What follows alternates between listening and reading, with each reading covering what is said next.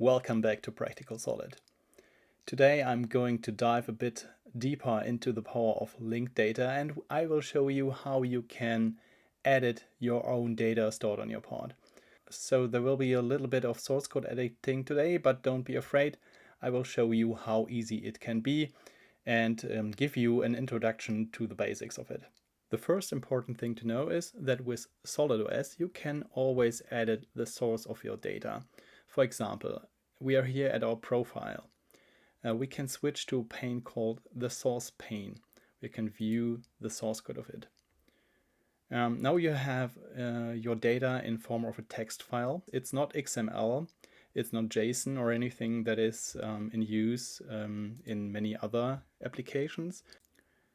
The syntax we are seeing here is called Turtle and is a powerful way of interlinking data across the World Wide Web. For that we have to learn a bit of this syntax, and we won't do it here right now. We'll start with something easier, and therefore we will create a completely new file. Let's say we go to our stuff and the storage, and in the private folder we can use SolidOS to create a new source file. We already did this in another episode where we created an HTML file in here, but we can also create a turtle file here.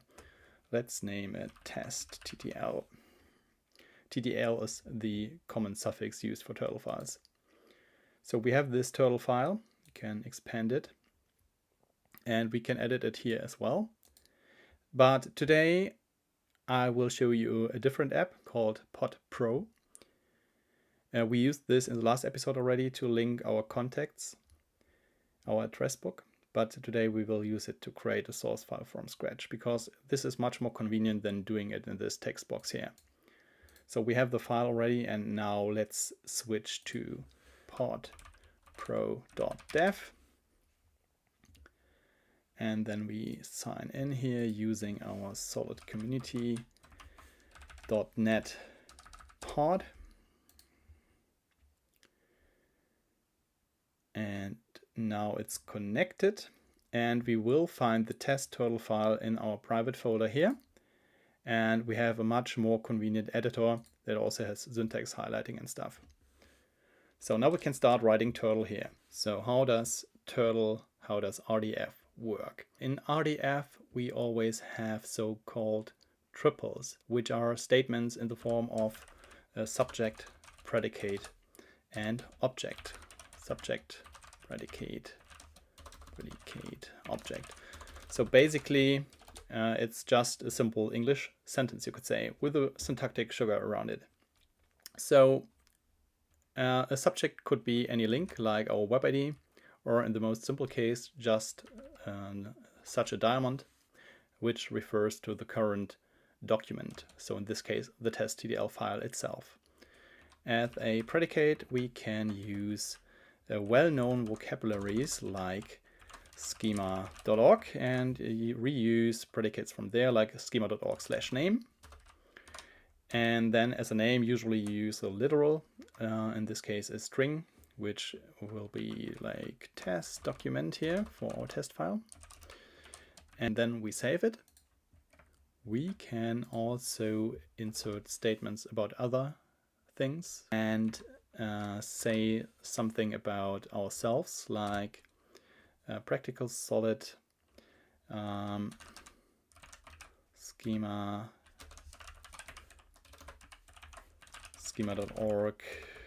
description, and say this is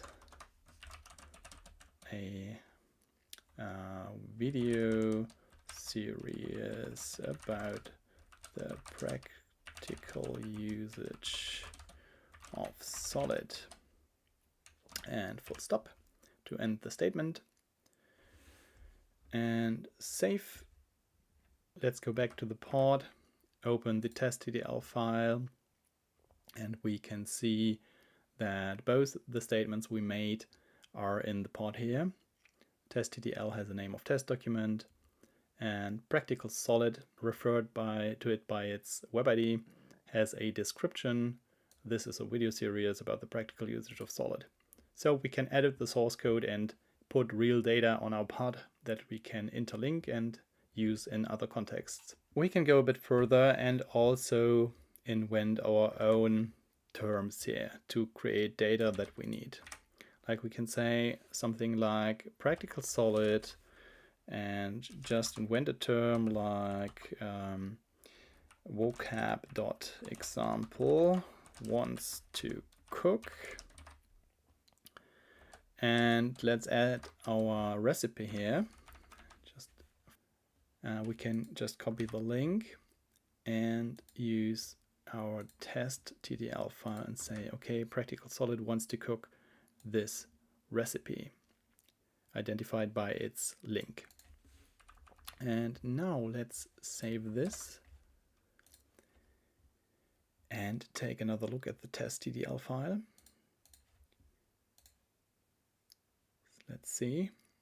Okay, so now we have two statements about practical solid, one description, and also a statement wants to cook with a link to the recipe. So we can click that and we see the recipe.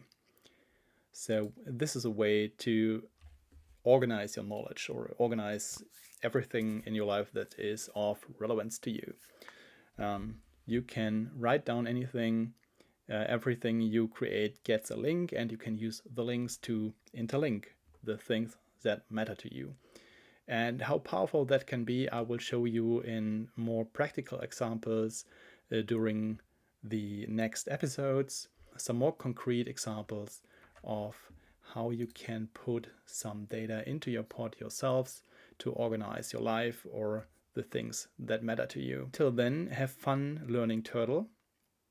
I will leave some learning resources in the video description. So this is just a quick intro to what can be done, and hopefully you got a bit of the basic ideas. So now you can go on your own journey and try to make use of Turtle, and don't hesitate to play around with the source code in your pod.